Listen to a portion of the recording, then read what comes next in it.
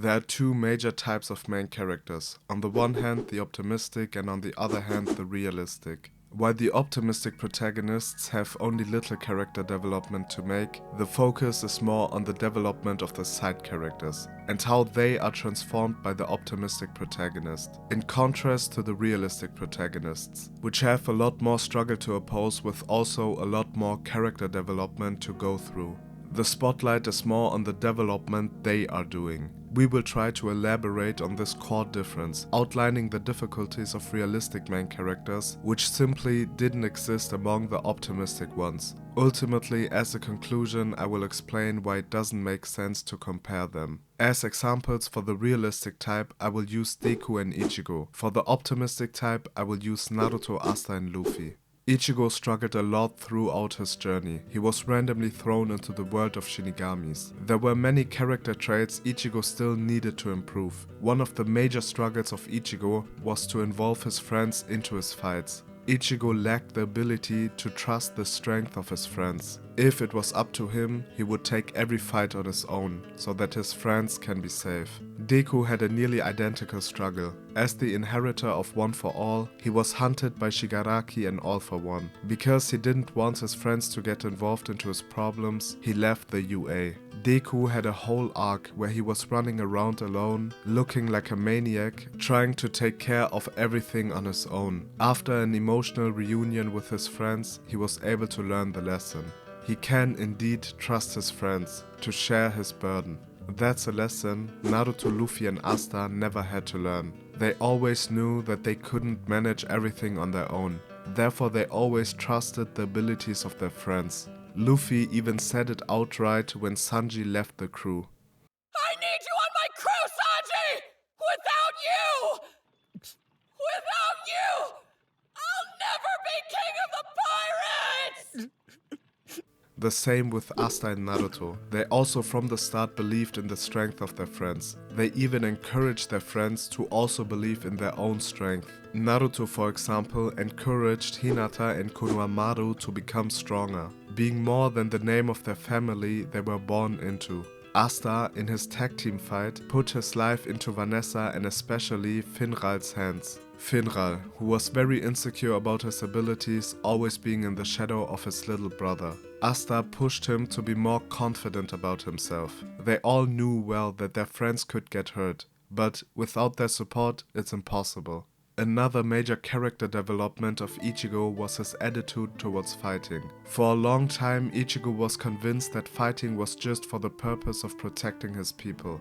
Up to half of the Hueco arc, Ichigo repressed or wasn't aware that he actually liked to fight. Only during his fight against Grimmjow he accepted that he didn't only fight to protect his people, he also wants a fair fight for the competition and because it's fun. Naruto, Luffy and Asta never needed a similar lesson because they already knew. After Grimmjow taught Ichigo about his true nature over fighting, in Ichigo's next fight against Ulquiorra he didn't accept his win and wanted a round 2, because it wasn't him but Zangetsu who won the fight. As we can see, Ichigo learned his lesson. Deku and Ichigo both struggled with confidence in their own abilities. Deku was for a long time unsure about him being the right person to inherit One for All. Especially when he met Mirio, who was planned to be the actual successor of One for All.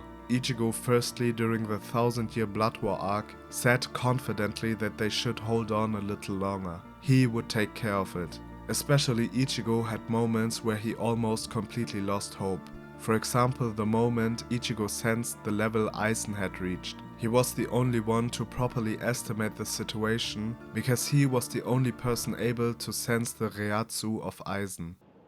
You're afraid. He's got you scared. By now, you must understand how much real power he possesses, don't you? Naruto had a very similar moment during the 4th Great Ninja War, when he activated the Sennin mode for the first time after the Ten Tails was summoned. He was the only person to sense the immense power of the Ten Tails, but continued like nothing happened. The optimistic main characters also had moments they were overpowered by opponents, sometimes facing an immense power difference. Nevertheless, they never became depressed because of it. always continuing with the same hopeful and joyful attitude they always had. Furthermore, they never lacked confidence in their own abilities. They were able to reach the heights of their strength because they always believed in themselves. If Asta at any point had the same self-doubt as Ichigo or Deku, he would have never become a magic knight, and certainly could never be the Wizard King. How do you want to be the Wizard King without being able to use magic? Asta's delusional self-confidence is the reason why he was able to get so far in first place. Because since childhood, the outer world made clear to him that he can't reach anything of the things he then achieved. Deku and Ichigo successfully integrated the listed characteristics, which all were important parts for the story. By successfully integrating the characteristics, they did great character development. Naruto, Luffy and Asta lacked similar teachings because they already knew. The optimistic protagonists have an almost fully developed personality since childhood, leaving little room to grow. The clearest case is Asta. Kid Asta and young teen Asta are exactly the same person. In terms of emotional intelligence, his belief in himself, his belief in the people around him, his dream of becoming Wizard King, his determination, his good heart, nothing has changed. From the start, his personality was already fully developed. The only progress we have seen from Asta relates exclusively to his strength. Does that mean that Asta is a bad protagonist? No. The spotlight of character development moves over to the people Asta interacts with. Yuno was a fearful little child who always quickly started crying. At that time, Asta took good care of him. Once a random drunk man wanted to steal Yuno's necklace, Asta protected Yuno, fighting against that random man to get Yuno's necklace back.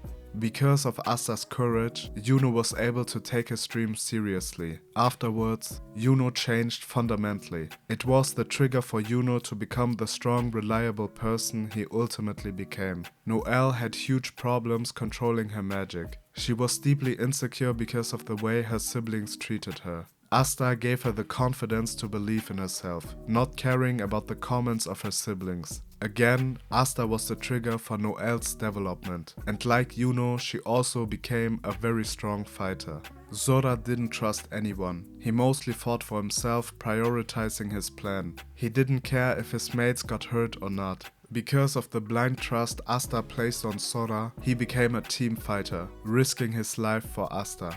Before Asta joined the Black Bulls, they were by far the worst squad of Magic Knights, having negative stars. After 1 year with Asta, they became the second best squad of the Clover Kingdom. As we can see, Asta elevates the people around him. Because of his fully developed personality, he's able to be what the people around him need the most to make progress. With Naruto and Luffy, it is similar. Kid Naruto and Kid Luffy are very similar to grown-up Naruto and grown-up Luffy. They also had fairly developed personalities from the start. They didn't have to learn the same lessons as the people around them. However, Naruto and Luffy still had times their character broke, being confronted with a situation they couldn't handle instantly. When Jiraiya died, Naruto was for a few days very depressed. When Ace died, Luffy was equally sad, for the moment not being able to continue like they always did. Afterwards they adapted relatively quickly and continued with a similar attitude they always had.